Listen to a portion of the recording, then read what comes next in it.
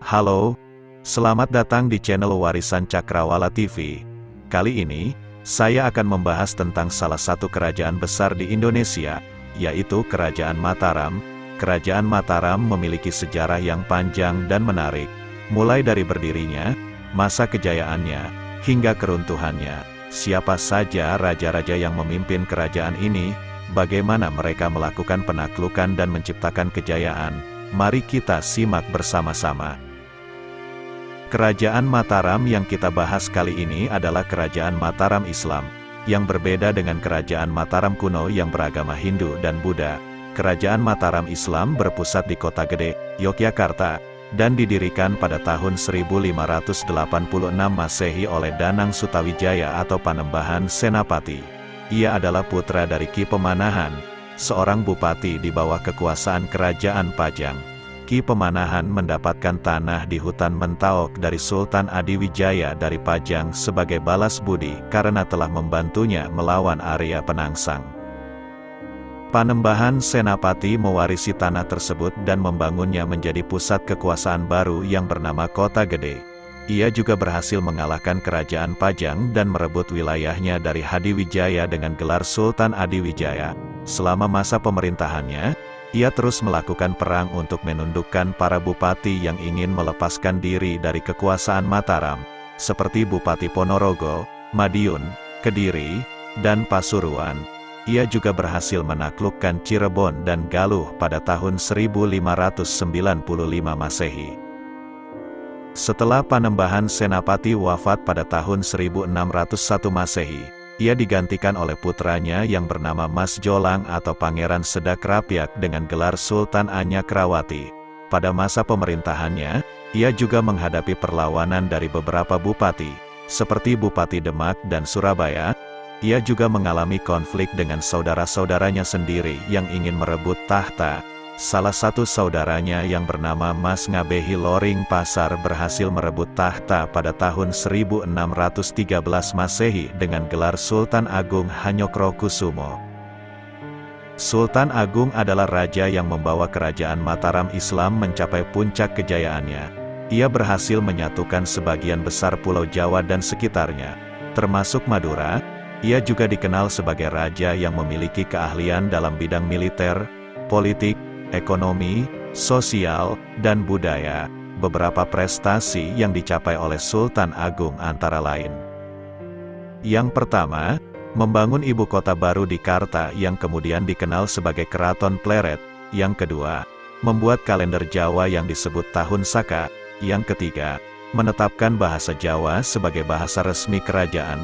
Yang keempat, mengirimkan utusan ke Mekah untuk menjalin hubungan dengan dunia Islam. Yang kelima, melakukan ekspedisi militer ke Bali dan Lombok. Dan yang terakhir, menyerang Batavia, Jakarta, yang dikuasai oleh VOC, Belanda, sebanyak 2 kali pada tahun 1628 dan 1629 Masehi. Sayangnya, serangan terakhir ke Batavia gagal dan menyebabkan banyak korban jiwa di pihak Mataram. Sultan Agung pun mengalami depresi dan meninggal pada tahun 1645 Masehi. Ia digantikan oleh putranya yang bernama Amangkurat I dengan gelar Susuhunan Amangkurat Agung. Namun, masa pemerintahannya tidak sebaik ayahnya. Ia menghadapi banyak pemberontakan dari rakyat dan bupati, seperti Trunojoyo, Raden Kajoran, dan Pangeran Purbaya. Ia juga harus berhadapan dengan VOC yang semakin kuat dan mengancam kedaulatan Mataram. Pada tahun 1677 Masehi, Amangkurat I meninggal dan digantikan oleh putranya yang bernama Amangkurat II dengan gelar Susuhunan Amangkurat Mas. Ia berusaha memulihkan kekuasaan Mataram dengan mengadakan perjanjian dengan VOC. Namun, perjanjian tersebut malah merugikan Mataram karena harus menyerahkan beberapa wilayah dan membayar ganti rugi kepada VOC. Selain itu, ia juga harus menghadapi pemberontakan dari adiknya yang bernama Pangeran Puger dengan gelar Pakubuwana I.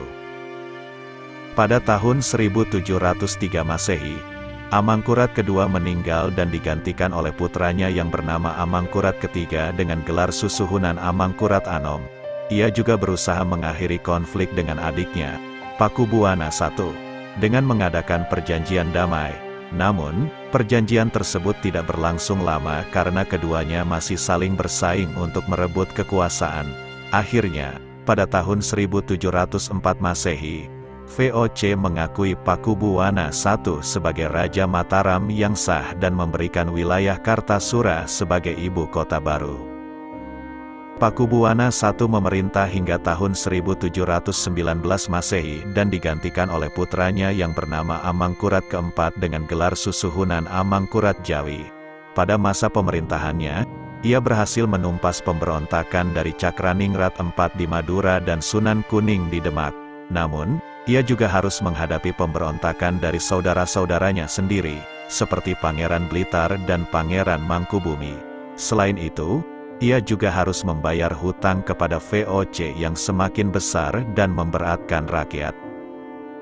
Pada tahun 1726 Masehi, Amangkurat keempat meninggal dan digantikan oleh putranya yang bernama Pakubuwana II dengan gelar Susuhunan Pakubuwana II. Ia adalah raja terakhir dari kerajaan Mataram Islam. Pada masa pemerintahannya, ia mengalami pemberontakan terbesar dalam sejarah Mataram, yaitu Perang Jawa atau Perang Geger Pacinan yang dipimpin oleh Pangeran Mangkubumi, adiknya, dan Raden Mas Said, keponakannya. Perang ini berlangsung selama 5 tahun, tahun 1746 sampai tahun 1751 Masehi, dan melibatkan VOC sebagai sekutu Pakubuwana II. Perang ini berakhir dengan perjanjian Giyanti pada tahun 1755 Masehi yang membagi kerajaan Mataram menjadi 2 kekuasaan, yaitu Kasunanan Surakarta yang dipimpin oleh Pakubuwana II, dan Kasultanan Yogyakarta yang dipimpin oleh Pangeran Mangkubumi dengan gelar Sultan Hamengkubuwono I. Raden Mas Said juga mendapatkan wilayah Mangkunegaran sebagai hadiah dari VOC karena telah membantu mereka melawan Sultan Hamengkubuwono I. Dengan demikian, kerajaan Mataram Islam resmi bubar dan menjadi cikal bakal dari 3 kerajaan di Jawa Tengah saat ini. Semoga video ini bermanfaat dan menambah wawasan kita tentang sejarah Indonesia.